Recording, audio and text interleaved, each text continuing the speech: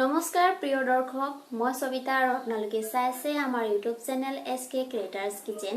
তো ফ্ৰেণ্ডছ, আজি থাম্বনেলত দেখি চাগে নিশ্চয় গম পাইছে আজি মই কিহৰ আঞ্জা আপোনালোকৰ লগত শ্বেয়াৰ কৰিবলৈ গৈ আছো।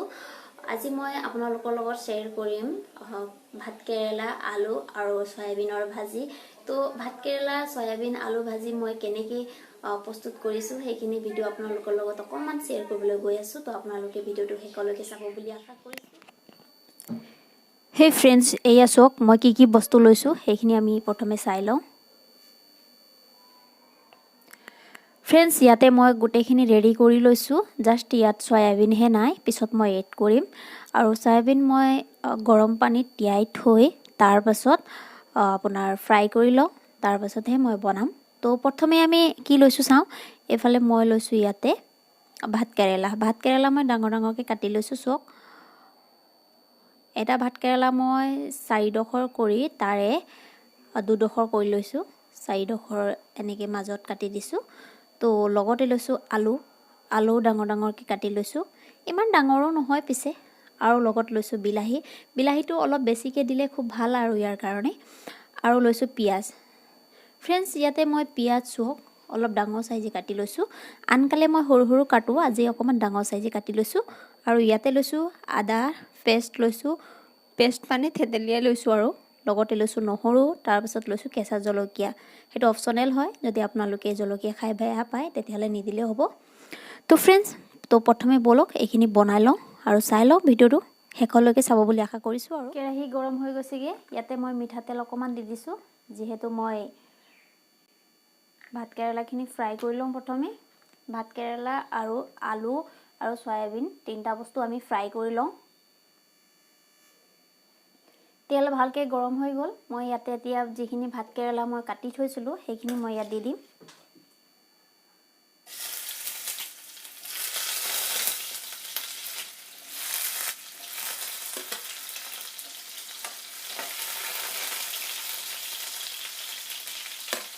গেছটো অকণমান কমাই দিছোঁ।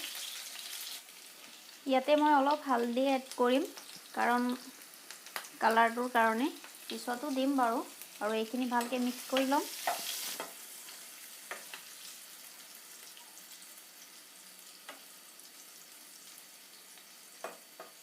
অলপ এইটো গোল্ডেন ব্ৰাউন হোৱালৈকে আমি ফ্ৰাই কৰি থাকিম। ফ্ৰাই কৰি বনালে খুবেই টেষ্টি হয়। এনে বাৰু ময়ো ভাতকেৰেলা খাই বৰ বেয়া পাওঁ, তথাপিও এনেকৈ বনাইলে মানে অলপ খাব মন যায়। আৰু ভাতকেৰেলা ভাল নোপোৱা কোন কোন আছে কমেণ্টত জনাব, মোৰ নিচিনা। মই মানে একেবাৰে ভালে নাপাওঁ, জ্বলিব যে, সেইকাৰণে মাজে মাজে লৰাই আছোঁ।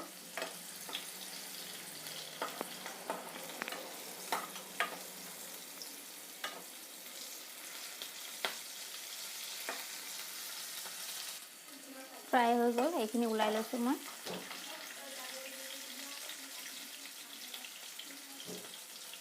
প্লেট এখনতে ওলাই লৈছোঁ।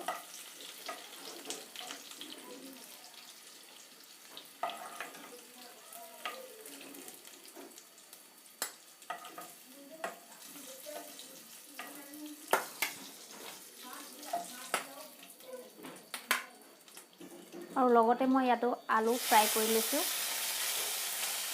তেল বেলেগ দিব নালাগে, একেখন তেলতে হৈ যাব।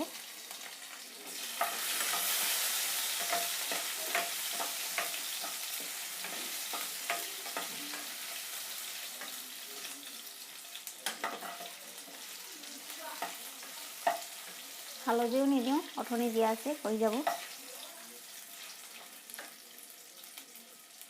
এইটো একে গোল্ডেন ব্ৰাউন হোৱালৈকে আমি ফ্ৰাই কৰি থাকিম। গোল্ডেন ব্ৰাউন হৈ গৈছেগৈ। এতিয়া আমি সয়াবিনখিনিও এনেকৈ ফ্ৰাই কৰি লওঁ। ভিডিঅ' দীঘল হ'ব, ফ্ৰাই কৰা ভিডিঅ'টো আৰু দেখুৱাম। আৰু একেখন প্লেটতে দি দিছোঁ আলু আৰু হেৰি। আমাৰ সয়াবিনো হৈ গ'ল, উলিয়াই লৈছোঁ।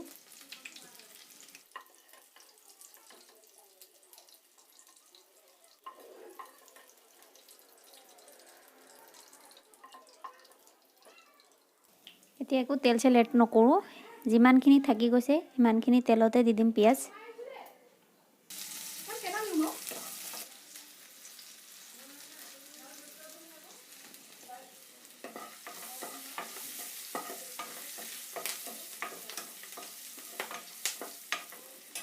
ইয়াতে এতিয়া কাটি থোৱা বিলাহীখিনি দি দিম।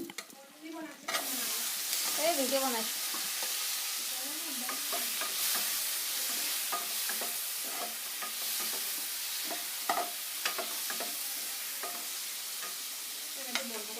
এতিয়া বিলাহী ভালকৈ গলিবলৈ দিম।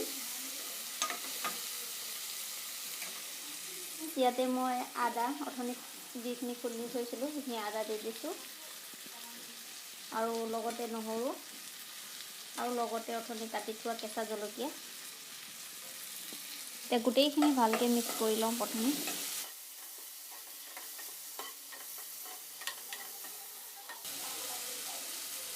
গেছৰ ফ্লেমটো একেবাৰে কমাই দিছোঁ। এতিয়া মই আকৌ এবাৰ চলাই দিছোঁ।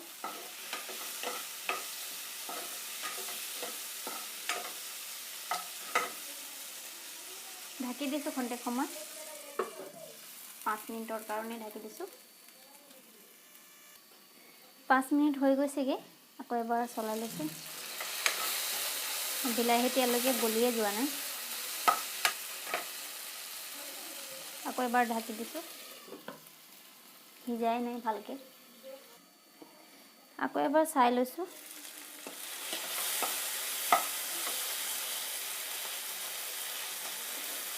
ভালকৈ গলি যোৱা নাই, নিমখ দিয়া নাই।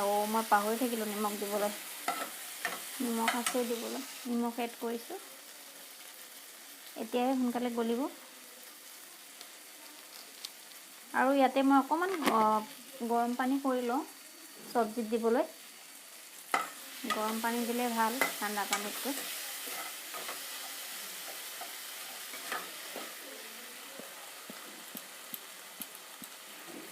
আকৌ ঢাকি দিম। আকৌ এবাৰ চাই লৈছোঁগৈ। নিমখ দিয়াৰ লগে লগে গলি গ'ল বিলাহী।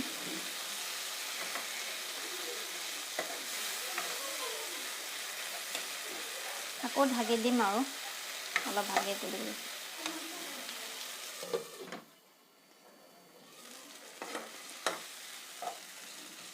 এয়া ভালকৈ সিজি গ'ল বিলাহী।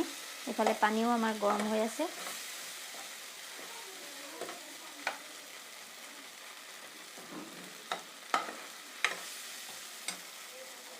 এতিয়া এই গোটেইখিনি ফ্ৰাই কৰাখিনি দি দিছোঁ। এইখিনি এতিয়া ভালকৈ মিক্স কৰি দিছোঁ।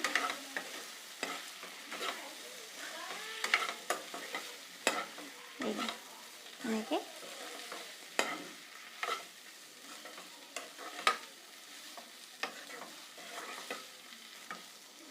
আৰু খন্তেক ঢাকি দিম, তাৰপিছতে পানী এড কৰিম। আকৌ এবাৰ চাই লৈছোঁগৈ।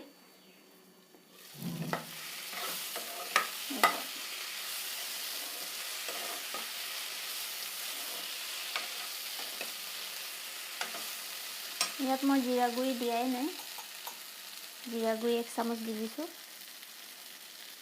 ইয়াত ধনিয়াও মিক্স আছে লগতে, বেছি নিদিওঁ, 1 চামুচে দি দিছোঁ।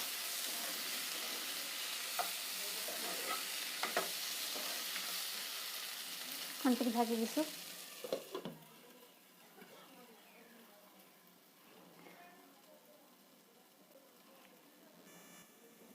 আকৌ চাই লৈছোঁ, এতিয়া পানী দিম আৰু। এনেকৈ খালেও ভাল লাগে। ইয়াতে পানী দি দিম। গৰম পানী দিছোঁ ইয়াতে। সিজিব লাগে, সেইকাৰণে পানী দি দিছোঁ।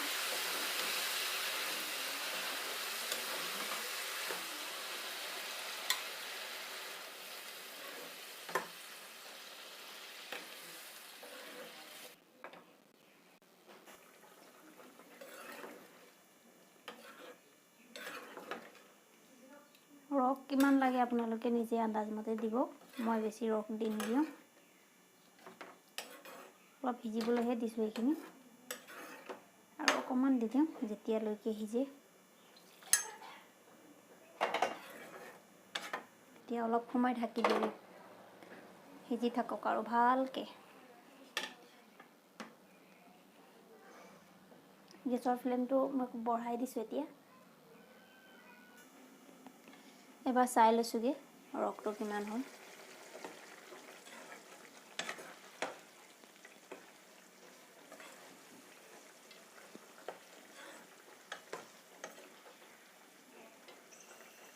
আলু সিজি গ'ল খালি অকণমান ৰসটো শুকাবলৈ দিম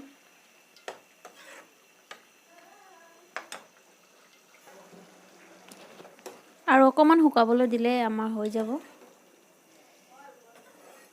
এইটো এনেই বেছি শুকানকৈ খালেও বেয়া নালাগে বাৰু তথাপিও আমাক অকণমান ৰস দি খোৱাটো ভাল আৰু সেইকাৰণে ৰস দি দিছোঁগৈ আৰু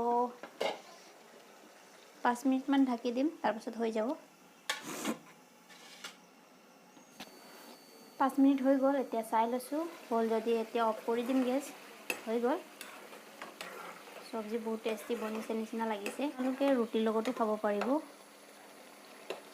আলু ভালকৈ সিজি গ'ল আৰু ভাত কেৰেলাও ভালকৈ সিজিলে এতিয়া গেছৰ ফ্লেমটো অফ কৰি দিছোঁ কাৰণ আমাৰ চব্জি ৰেডি হৈ গ'ল পিছত চাৰ্ভ কৰিলে দেখুৱাম বাৰু ঢাকি থৈ দিম ঠাণ্ডা হ'বলৈ দিম অলপ সময় চব্জি কেনেকুৱা বনিছে দেখাই দিছোঁ ওচৰৰ পৰা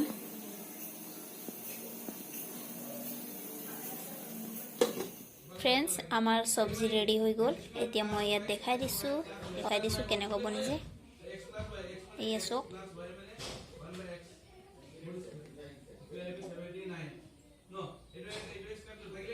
একদম মাংসৰ নিচিনা হৈছে কালাৰটো